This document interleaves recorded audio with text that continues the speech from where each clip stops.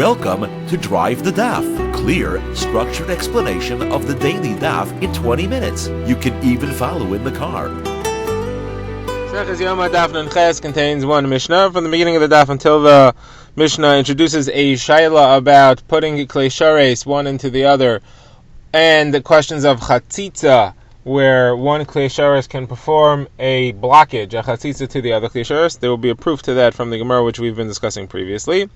Then we'll get to the Mishnah, which will continue the description of the Avod of the Kohen Gadol on Yom Kippur, with the next steps of applying blood to the inner Mizbeach, the Mizbeach Hazav, how the Kohen Gadol applied it, what circle he took, what order he applied it, and the machlokes on the subject. So we begin with the two dots on the beginning of Daf Nun Ches, and the Gemara introduces a question. The question is, when you have the Klei Shares, the halacha is that the Kohen who's doing any avoda, this is not referring specifically to Yom Kippur, any avoda, the Kohen is supposed to hold the Klei Shares in his hand without anything interposing between his skin and the Klei Shares. It shouldn't be a chatzitza. That applies to any kli that he's holding, and it also applies to the floor of the Beis Hamikdash or the Mishkan that he's standing upon. He has to be barefoot and shouldn't have anything in between. So the question is, what if you have two bowls, one within the other, and you use that to do the avoda of catching the blood? Do we say that the outer bowl, which is not catching blood, is a hefsek, is a chatzitza between the inner bowl and the hand of the Kohen? Or do we say two mizrakas, two bowls, are not a hefsek to each other? So the Gemara says you can bring a proof from our Mishnah, which we've been discussing on Yom Kippur. We said that after the Kohen Gadol does the applications of the blood of the soyer and the par, he pours the two together and he puts one bowl in the other. So you see that the two bowls are one within the other, so they are together, and obviously it's not a hefsek. So Gemara says it's not correct what you said. The pshat is not that he puts one bowl into the other bowl. The pshat is that he pours from one bowl to the other bowl. That's what we meant when we said that he puts one in the other. He transfers the blood from one to the other. So Gemara says, well, why would he do that? He already mixed them together. Gemara says the reason is to mix them very well. He pours them both into one, and then he pours the entire mixture into the other, and that helps mix it more thoroughly. So the Gemara says, okay, let's try to bring some more proofs to our original question. Of a brayso that says that a Kohen Gadol, that a Kohen doing the avoda any day is not allowed to be standing on the foot of another Kohen, and if he is, the avoda that he does is possible because that foot is interfering between his foot and the floor. It's a hefsek. So the Gemara says, so you see, a foot is a hefsek. A foot is a chatzitza to a foot. If a foot is a chatzitza to a foot, then a kli, a mizrak, could be a chatzitza to another mizrak. The Gemara says, no, a foot's different. You can't ignore a foot. A foot, you cannot say it's batal, it's as if it's not there. Two mizrakas is as if it's one thick one. But a foot, you cannot just say that that's not a thing. People tend to need their feet and hold on to it, and they're not just levatlet.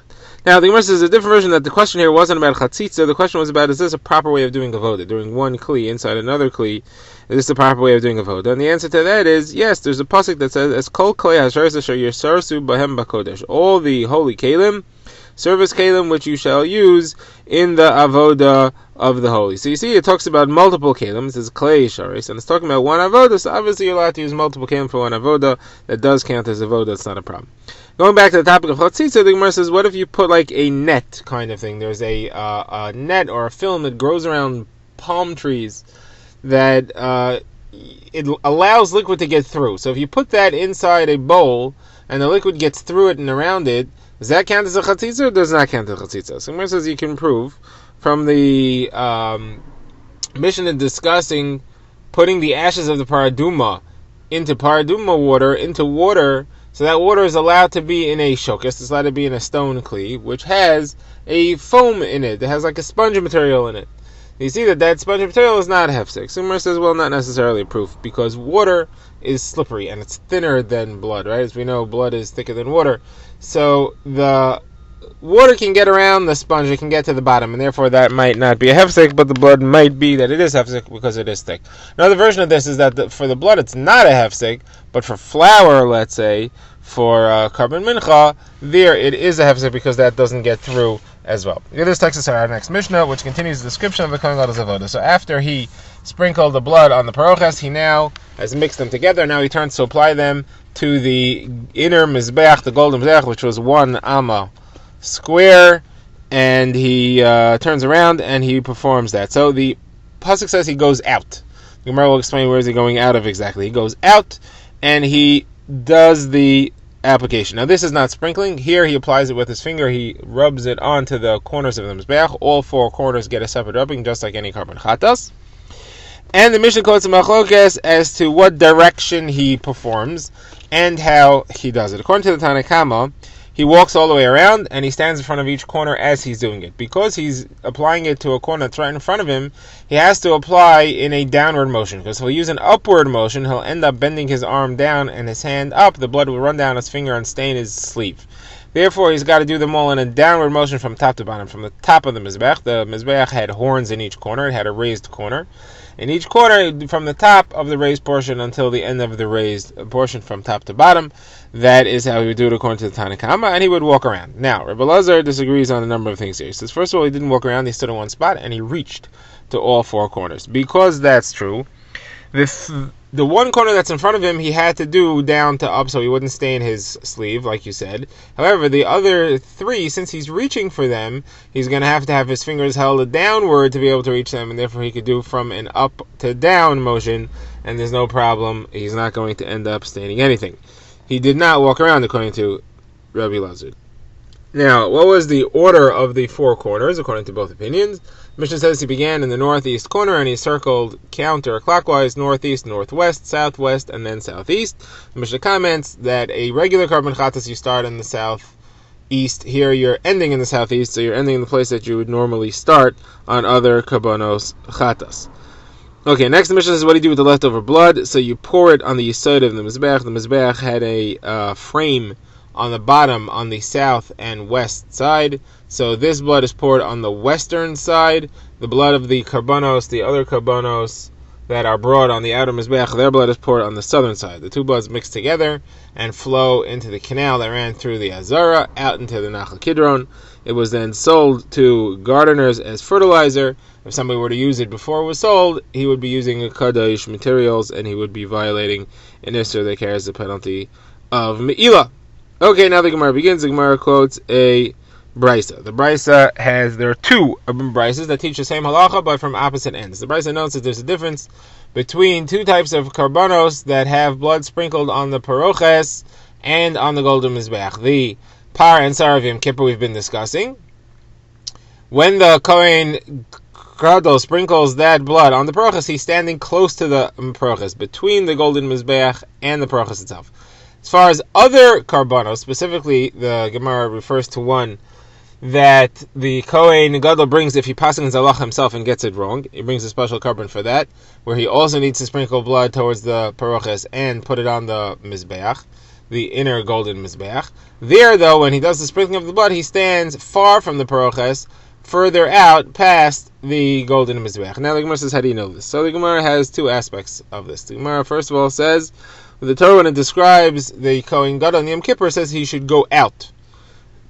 After he sprinkles the paroches blood, he should go out and do the mizbeach blood. Where's he going out of? He's still in the heichal. He was in the heichal before, and he's staying in the heichal. So he's going out from between the mizbeach and the paroches. That shows that up till now he was sprinkling blood between the mizbeach and the paroches. Now he goes out past the mizbeach and does the sprinkling there. There's a different brayso that has a similar drasha, but he says the opposite way. He says that the Torah says that by other kabbanas you should place the blood on mizbeach ketar sasamim lifnei Hashem asher ba'oel moed on the mizbeach which is lifnei Hashem. That means that the Kohen himself is not lifnei Hashem. That means to say that he has to be standing further from the paroches than the mizbeach. The mizbeach is lifnei Hashem, but he is further away from that, and therefore he's not between the mizbeach and the paroches. He's further out.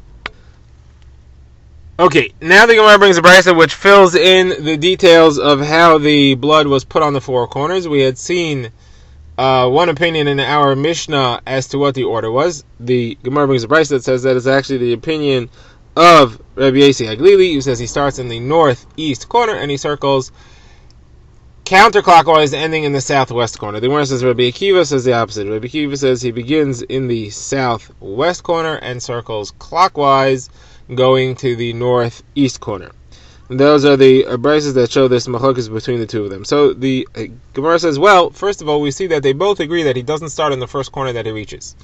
He was doing the previous avodah, sprinkling the blood towards the parochas. He was doing that he was standing between the Mizbeach and the parochas. Then he goes out past the Mizbeach. He doesn't come to the first corner he meets, which is either the northwest or southwest, but instead he goes to an eastern corner, northeast or southeast, depending who you hold. Like, why does he pass by a corner? So Gemara says, because the Torah says, V'yatza el Mizbeach, he has to go fully past the Mizbeach. Once he's past the Mizbeach, then he can start doing the application. Now, why do we do it the way we do it? So the Gemara says that Rabbi Aglili simply holds you're always supposed to turn clockwise. We know that you're supposed to do kol pniya shatapona. Lo yeh el yamin, you should always turn to the right. Clockwise turning means you're turning to the right. When he starts, wherever he is, he turns to the right. Now that's learned from the psukim which describe the Yam Shel Shlomo, a big copper basin built by Shlomo HaMelech, which was supported by 3 copper cows on all 4 sides. And when the psukim list the cows, it lists them in the order. It says east, north, west, south. So you see it's going clockwise, it's going counterclockwise, turning to the right. You should always go counterclockwise, turning to the right, and that's what the order is according to Rabbi Aglili. Now, the Gemara wants to say that maybe Rabbi Kiva holds that you don't have that limud. You don't learn from there that you're supposed to always turn to the right. The Gemara says, no, it could be that he holds that you do, but he says that you cannot learn pnim and chutz from each other. You cannot learn something that was outside the heichal to something inside the heichal, and therefore you cannot learn from one to the other. Which is okay, you can't learn, but why does he have to go the other way? He doesn't have to prove he go this way. He doesn't have a proof he go counterclockwise, but why should he go clockwise? The Gemara says he has a reason for it. You were really supposed to start from the southwest corner. It was the first corner that he got to. And the halacha is ein mavir al mitzvah. He's not supposed to pass up a mitzvah. The only reason he passed by the southwest corner was because he has to go past the mizbeach and start after having fully passed the mizbeach, and that's by the southeast corner. Therefore, since he was supposed to do the southwest corner and he passed it up, that's going to be the next corner that he's going to get to. So after he finishes the southeast corner, he'll right away go to the southwest corner and start. Drive the Daf is a project of the Grand Woodlands Shul and is presented by Rabbi Yitzchak Landa. Find us on YouTube or subscribe to daily emails by emailing drivethedaf@gmail.com.